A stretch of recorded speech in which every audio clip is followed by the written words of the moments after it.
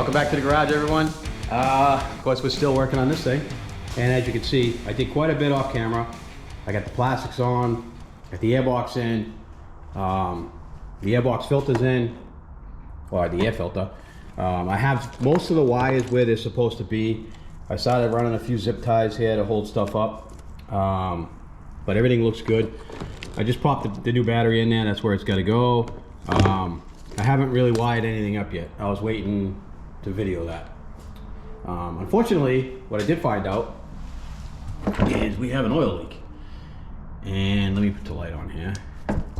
And from what I found is we are leaking out of that neutral safety switch. I don't know if you guys can see the oil that's dripping down from there. But if you look at this right here, you can see how loose that is? And you can see the oil coming off from around it. Yeah, this switch is no good. Luckily, I actually have one of these. And let me grab it. Here it is. And the place I got this was, you guys remember I stripped down that blown up YFZ 450 motor, and I kept this. I took it out of the case and kept it. And it is the same exact one. So what I'm gonna do is I'm gonna pop that out, pop this in, and hopefully fix our oil leak. All right, guys, here's the old one that I took out, and you can see it's loose. Oil's leaking out of it. So I cleaned it up with the wire wheel, and what happened was somebody in the past filled this thing full of RTV to try to get the leak to stop, and I really couldn't get this all the way back in there, so I had to put a drill in my hand drill and run it in and out of there until I got all the RTV out. And now this thing, I don't know if you guys will be able to see it, but now this snaps in. It didn't before, but now it snaps in. So now I can reinstall the wire back on the machine, and we should be in good shape. All right, guys, you can see I got the wire back in. I have the new neutral sensor. I don't know if it's a neutral safety sensor. Anyways, that trips the light on the dash. I think it also will kill spark, but I'm not 100% sure. Anyways, it's in there. I put another piece of paper towel under here, and let's see if it's still got a leak. I don't think it does. Well, I guess what I'm going to do now is I'm going to work on the nerf bars. I decided I'm going to end up throwing these things on there. I have a set that's not doing anything, just taking up space, so I'm going to use them and free up some space, basically. And there is a possibility that I may keep this bike. I do have someone interested in it, but I may keep it. So nerf bars will be a benefit.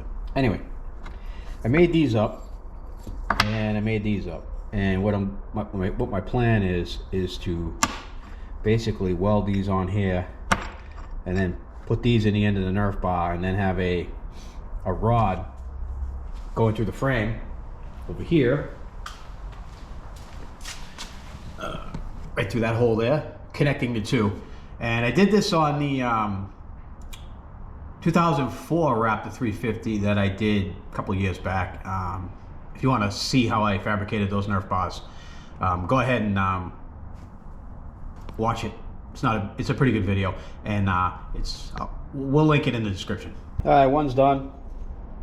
I don't claim to be a professional welder, but I can make two pieces of metal stick together forever.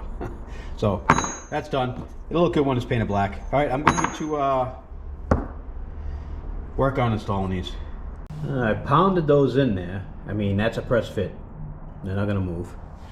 And now I need to mark that second hole. So I'm just holding it with a vice grip. And it looks pretty lined up. And we got some movement here, which is good. So we can definitely fine tune it, but I think it's gonna be fine.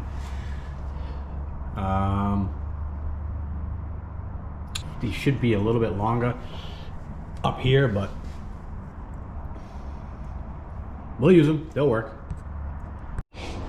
All right, I got the holes drilled in here. I went up, I was just test fitting it with 1/4 inch. I went up to 5/16 to give it more rigidity.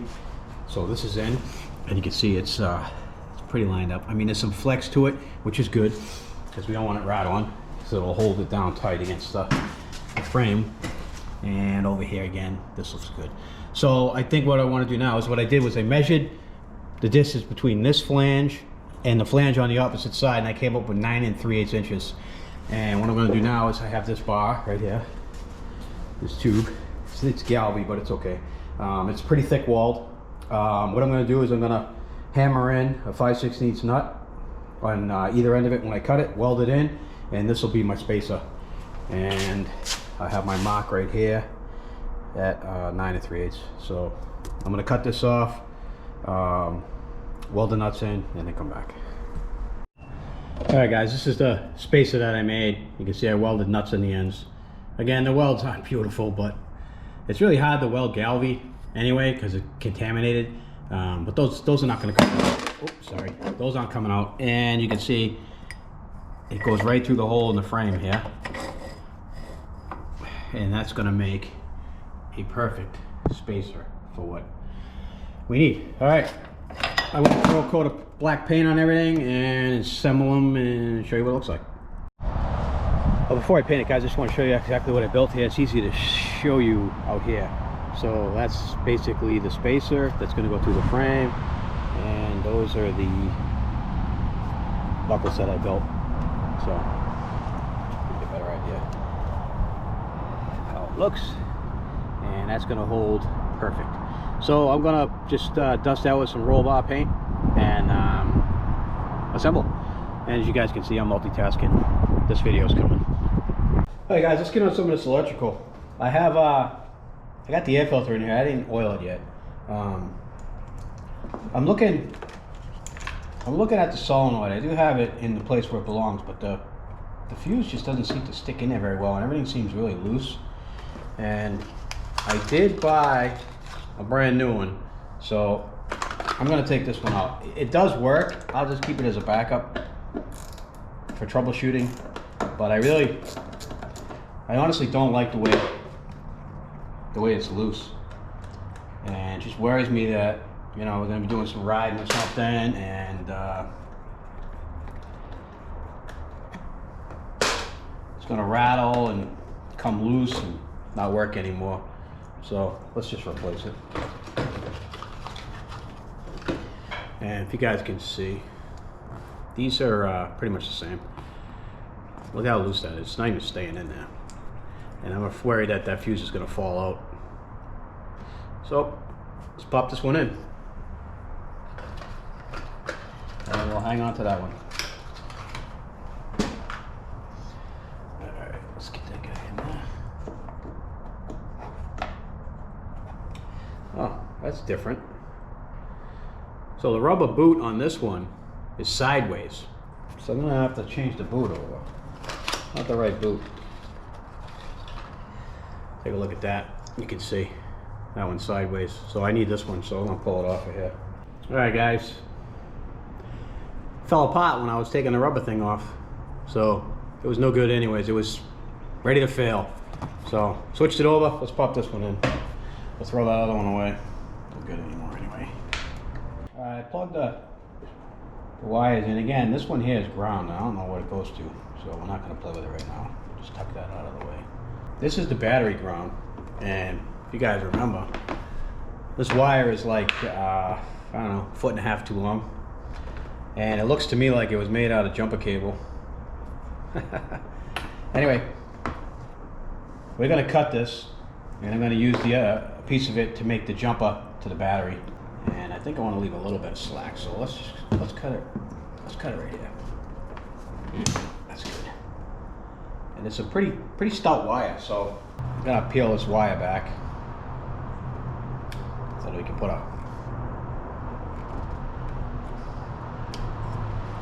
something on it. All right. I just ordered this kit off Amazon. I've been doing a lot of bigger connections for batteries and such, and I didn't have these, and it came with all the shrink tubes, so I think I paid 25 bucks for this. Good investment. All right, I put shrink tube on it, and here's the end fitting. So I'm gonna push that on there like that. It's pretty tight. So now all I have to do is just clamp it. Just squish it a little bit more. Ah. I think that looks good. All right, let's melt that.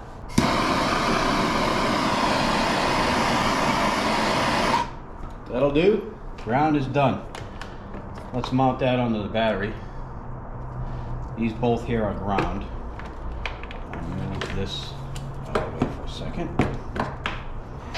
And the battery came with this stuff here, which is pretty cool.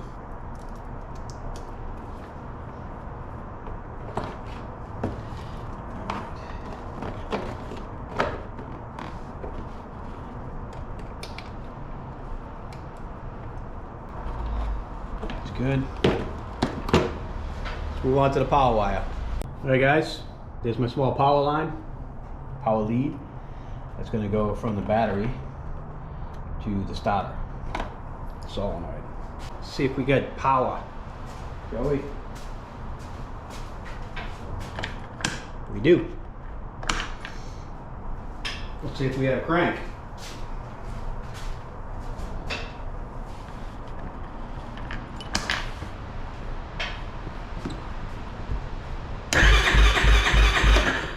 Beautiful.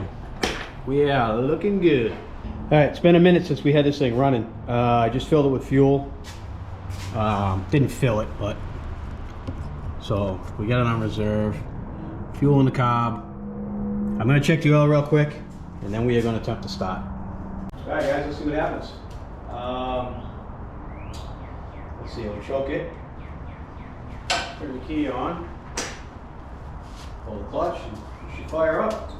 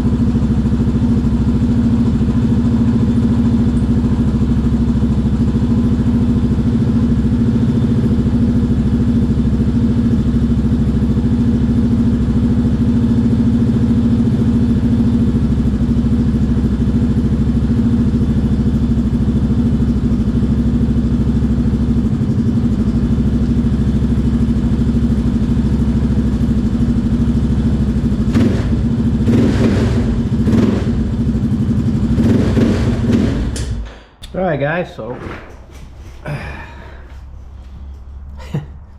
seems like it's just this bike is just one thing after another. Anyway, when you got amateurs working on motors and stuff, so like I said before, someone put a new crank in this, which is nice, it has a new crank, but they did a terrible job with reassembling and stuff. I haven't seen any leaks on the split line yet for the cases, which is good, but I do have a leak on the top.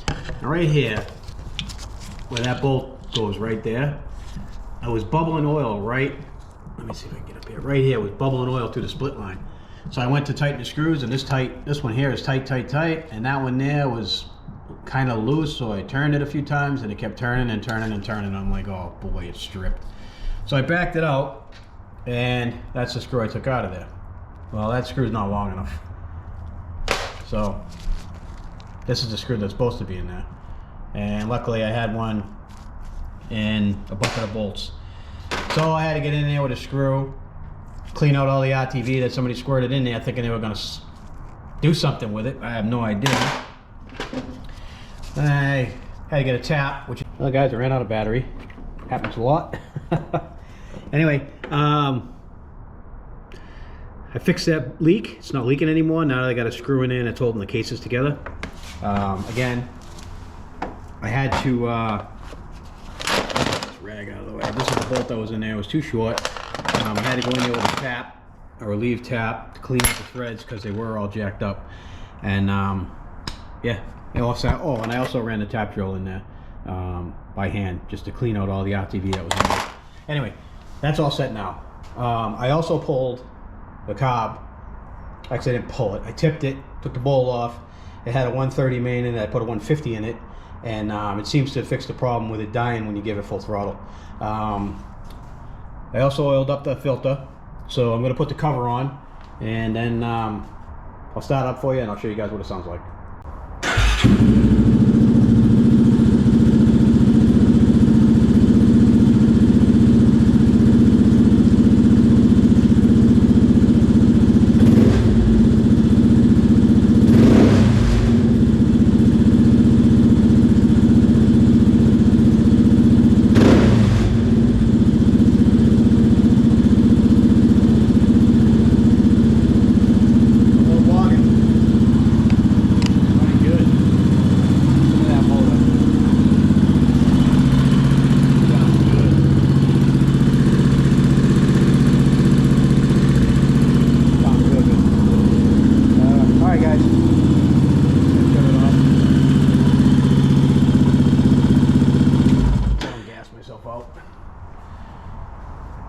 Alright, let's finish putting this thing back together. I need to tidy up all the wires, put the plastics back on, and I'll do that off camera.